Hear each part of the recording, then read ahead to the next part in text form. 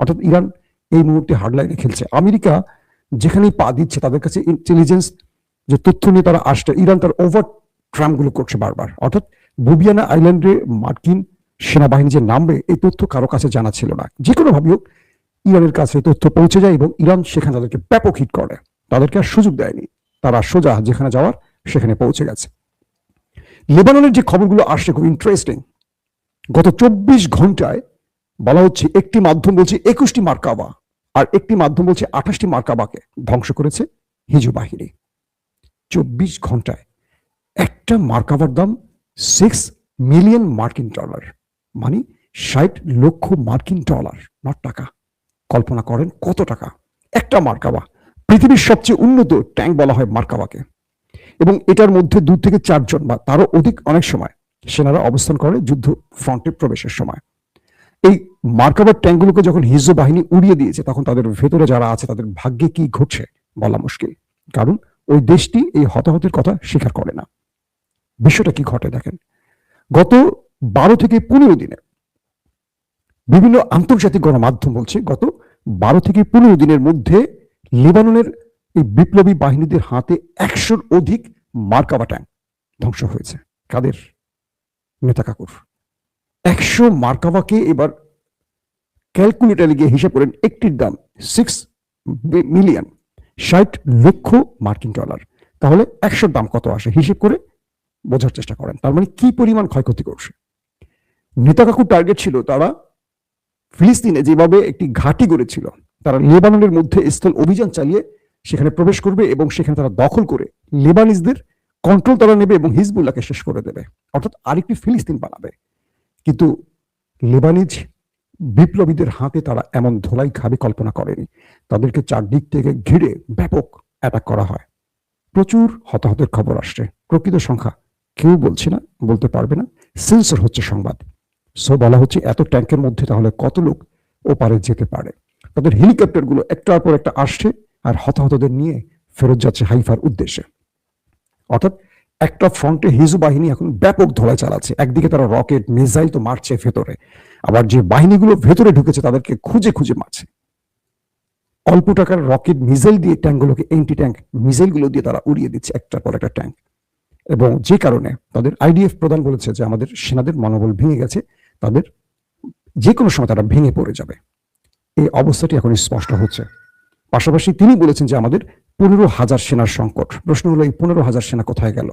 তারা কি জায়গার মতো চলে গেছে বিনা টিকিটে? প্রশ্ন এটাই হতে পারে। দর্শক, দ্বিতীয় গুরুত্বপূর্ণ খবর, এই যুদ্ধে মাঠে নেমে গেছে হুতিরা। ইতিমধ্যে তারা হিজবুল্লাহর পাশাপাশি নেতা কাকুর বাড়িতে মিসাইল হিট করা শুরু করে দিয়েছে। অর্থাৎ ইরানের আরেক বন্ধু হুতিরা ইয়েমেন থেকে এবার সেই দেশটিকে টার্গেট করে, দক্ষিণাঞ্চলকে টার্গেট করে হিট করা শুরু করে দিয়েছে। হিজু বাহিনী এক অঞ্চলে, তারা এক অঞ্চলে, ইরান আরেক অঞ্চলে ভাগ করে এখন মারতেছে। আয় তোরা, মানে ইরান তো পুরো শহর, মানে পুরো দেশটার মধ্যে খুঁজে খুঁজে টার্গেটে মারছে। একদিকে হিজবুল্লাহ মারছে, মানে একটা হলো উত্তর পয়েন্ট, একটা হলো দক্ষিণ পয়েন্ট। এখন লেবানন আর ইয়েমেন একযোগে ভাগ করে শিডিউল করে করে তাদেরকে মারছে। মোটামুটি সাউন্ড হচ্ছে ভালো আকারে। তো এই ইয়েমেন যখন নেমে গেছে, ইয়েমেন বলছে যে তারা শুধু শত্রুকে দমন করবে না, তাদের আরেকটি জায়গায় শিক্ষা দেবে। সেটি কি? বাবুল মান্দাব। আপনাদেরকে যে কথাটি বলি, রাইট সির বাবুল মান্দাব তারা এখন বন্ধ করে দেবে। আরব রাষ্ট্রগুলোর রাউন্ড যে শেপটা ইউর মতো, একটা মাথায় আছে হরমুজ প্রণালী ইরানের, আরেকটা মাথায় আছে অ্যাডেন এবং সেখানে আছে আপনার লোহিত সাগর। তো এটার যে অঞ্চলটি, এটার নাম হলো বাবুল মান্দাব। এখান থেকে সুয়েজ খালে, মিশরের সুয়েজ খালে প্রবেশ করতে হয়। তো বলা হচ্ছে ইয়েমেন তারা বাবুল মান্দাব বন্ধ করে দিয়েছে। এই দুটো পয়েন্ট বন্ধ করে দিলে গালফ কান্ট্রির তেল মোটামুটি চলাচল বন্ধ হয়ে যাবে এবং মোটামুটি বিশ্বের কি বলবো যে তেল রপ্তানির মূল কেন্দ্রগুলো বন্ধ হয়ে যাবে এবং পুরো পৃথিবীতে ডোনাল্ড ট্রাম্পের অবস্থা কি হবে বুঝতেই তো পারছেন। এখন হরমুজ প্রণালী ইরান বন্ধ করে রেখেছে আর নতুন করে আজ বাবুল মান্দাব বন্ধ করে দিচ্ছে হুতিরা। এটি হলো একটা অন্যতম সারপ্রাইজ। এখন পুরো খেলাটা ইরানের দিকে চলে আসছে। এর মধ্যে সবচেয়ে বিগ সারপ্রাইজ দিয়েছে রাশিয়া। রাশিয়া এই যুদ্ধে সবচেয়ে বড় স্ট্রাইক চালায় দিল।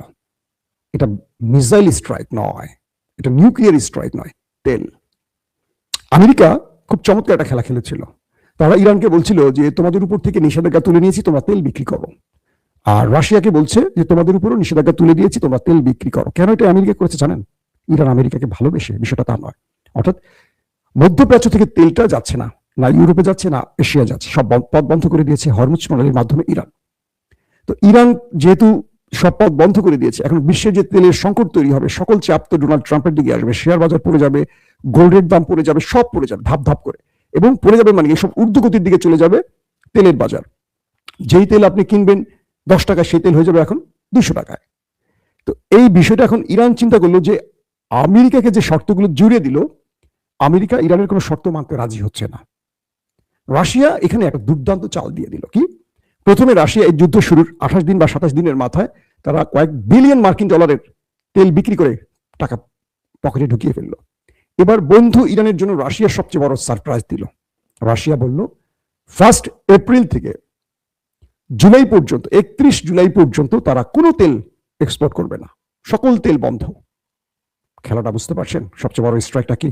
অর্থাৎ ইউরোপকে, আফ্রিকাকে বা পৃথিবীকে এখন যে তেলগুলো নিয়ে বাঁচতে হবে, তার মূল জায়গাটা হবে ইরান কিংবা রাশিয়া। এখন মধ্যপ্রাচ্যের তেল বন্ধ করে দিয়েছে হরমুজ এবং এখন বাবুল মান্দাব।